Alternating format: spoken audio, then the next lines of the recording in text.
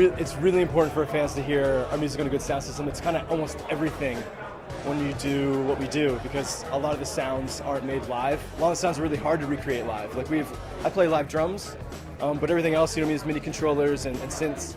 So we've actually shown up to shows already where they didn't have any subwoofers and we couldn't play, because it's so important that our music thumps really hard, has a lot of like bottom end, a lot of bass. So it's kind of everything.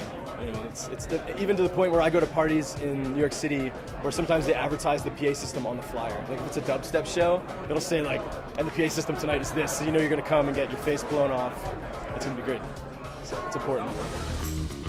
And quite a few. We had a pretty quick, exciting upbringing as a band. We came about in the MySpace generation, so I think we might have played 5 or 10 shows. We got signed to a major label, which looking back now wasn't the best idea, but it was obviously, who's gonna say no at that point?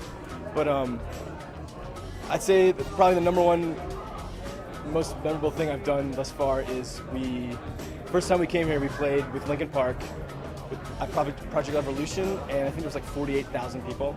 And I came from playing in metal bands all my life where you knew everybody's name in the audience. It was just 50 of your friends showed up.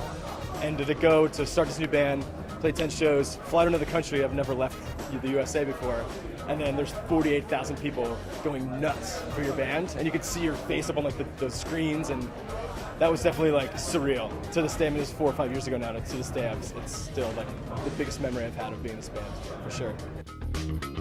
Ooh, I do say that often. So I feel like there's probably a bunch. There's too many, but I'm gonna pick one. Jump by Van Halen is a track that I wish I wrote. Just not only from the track, but just that time period of when like music, I feel like music was never more exciting, rock music especially, than it was like in the 70s and 80s, even in the early 90s when people still bought it.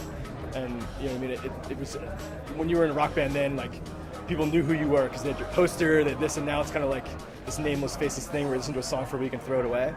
And just to be in that time period with that song, I think I wish I would have wrote that song, for sure.